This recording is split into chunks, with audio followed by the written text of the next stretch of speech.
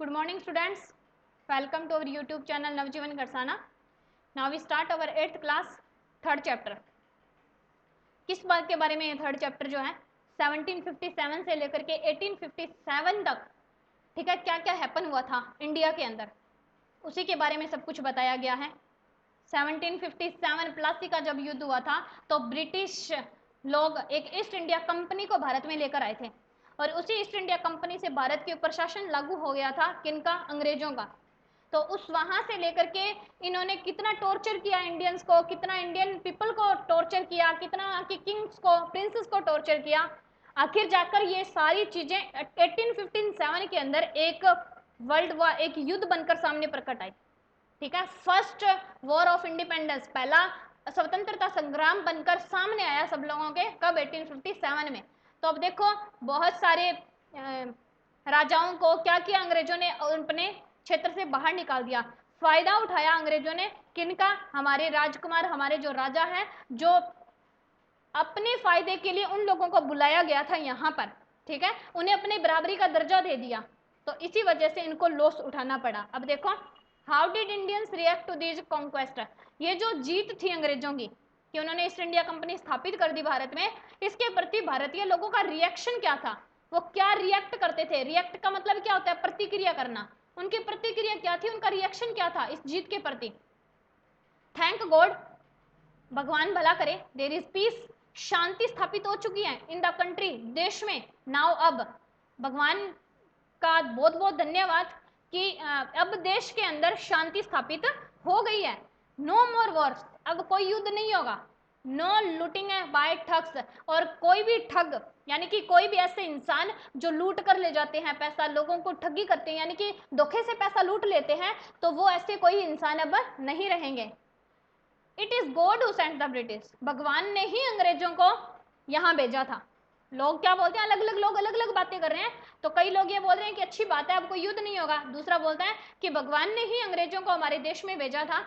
Third है our destiny is linked with them. तीसरा बोलता है कि अवर डेस्टिनी, हमारा भाग्य, इज लिंक्ड, जुड़ा हुआ था, विद देम, उन लोगों के साथ। हमारा भाग्य अंग्रेजों के साथ जुड़ा हुआ था, इसीलिए वो वहां पर आए। अब व्हाइट मैन हैज किल्ड और डीथ्रोन आवर किंग्स, उन अंग्रेजों ने, उन गोरे लोगों ने क्या किया? किल्ड, मार दिया। डीथ्रोन होता है शासन से वंचित कर देना, शासन से हटा देना, शासन छीन लेना। आवर किंग्स, हमारे राजाओं का शासन छीन लिया। सम किंग्स वर नॉट गुड, कुछ राजा अच्छे नहीं थे। But after all they were of this land, लेकिन आखिरकार वो थे तो इस जमीन के ही। आफ्टर ऑल मतलब आखिरकार, देवर, वे सारे ऑफ दिस लैंड, इसी जमीन के थे। अब ये लोग आपस में बात कर रहे हैं, जितने भी आम जनता है वो आपस में डिस्कशन कर रही है। तो कईयों ने बोला कि राजा थे तो बुरे, अच्छे नहीं थे, लेकिन थे तो हमारे देश के। Now we have become slave of our foreigners, अब हम क्या बन चुके हैं? नौकर बन चुके हैं। अब हम दास बन चुके हैं, किनके? फॉरनर्स के, अंग्रेजों के, विदेशियों लोगों के बन चुके हैं, दास, नौकर बन चुके हैं।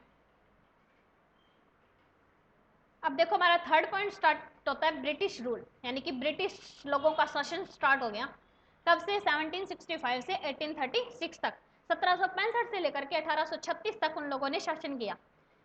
कि क्या किया गया उन्होंने? रिलीजियस लीडर्स, रिलीजियस लीडर मतलब धार्मिक नेता, ठीक है, धार्मिक नेता प्रीच, भाषण दे रहे हैं। प्रीच होता है प्रवचन देना, ठीक है, प्रवचन दे रहे हैं, भाषण दे रहे हैं, किस पे? आइडियाज, विचारों के ऊपर। लाइक अनटचेबिलिटी, अनटचेबिलिटी किसको कहते हैं? छुआछूत को। किसको बोलेंगे? छुआछूत को। एंड चाइल्ड मैरिज या फिर बाल विवाह।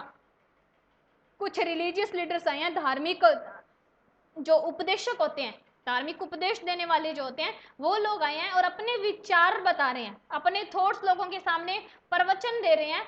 किस बारे में? छुआछूत के बारे में। छुआछूत क्या होता है? ये जो कास्टिसिज्म फैला हुआ है कि ये नीची जाति का है, ये ऊपर जाति का है, इसको हाथ नहीं लगाने देना, इसको पानी नहीं देना, तो ये सारी छुआछूत है। एंड चाइल्ड लेबर और बाल विवाह के ऊपर।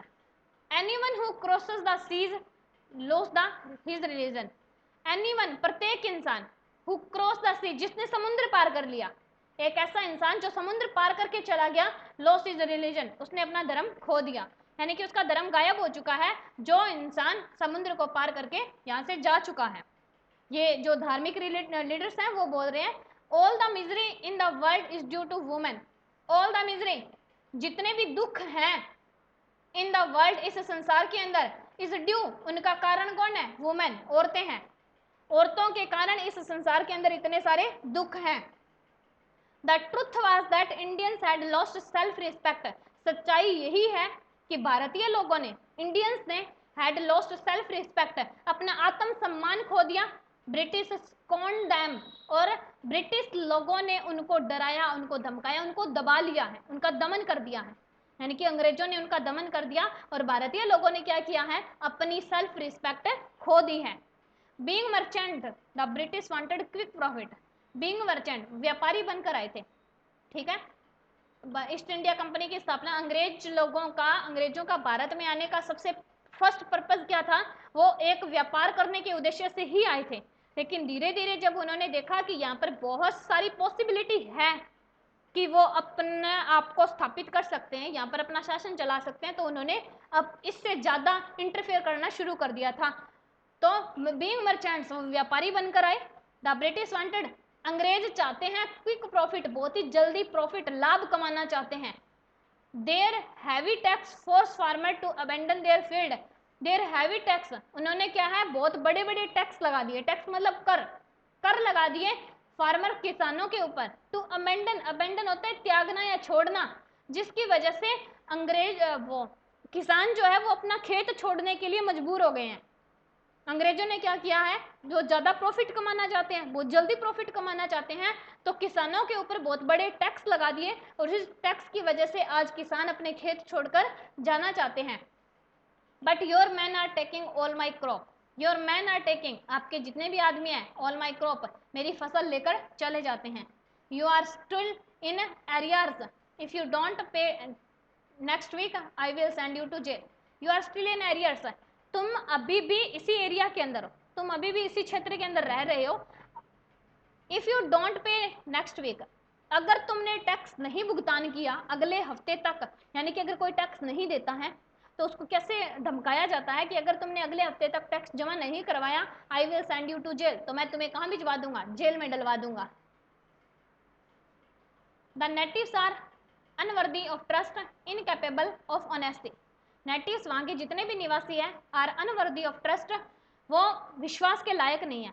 इनकैपेबल ऑफ ऑनेस्टी, वो ईमानदारी के अयोग्य है, यानी कि कोई भी ऐसा इंसान नहीं है जो ईमानदार है, कोई भी ऐसा इंसान नहीं है जिस पर हम विश्वास कर सके, विश्वास के लायक हो। अनवर्दी ऑफ ट्रस्ट, विश्वास के लायक नहीं है नेटिव, वहां के निवासी। True your honour but I am honest, true your honour, बिल्कुल सही बात है, योर ऑनर, मेरे मालिक, बट आई एम ऑनेस्ट, लेकिन मैं ईमानदार हूँ। ये क्या है? अंग्रेज लोग, भारतीय बहुत सारे इंडियन ऐसे किंग थे जिन्होंने अंग्रेजों की मदद की थी इस एरिया के अंदर अपने आप को स्थापित करने के लिए। तो अंग्रेजों के सामने ये राजा खड़े हो गए आकर, ठीक है, तो अंग्रेज इन्हें बोल रहे हैं कि यहाँ के लोग विश्वास के लायक नहीं है।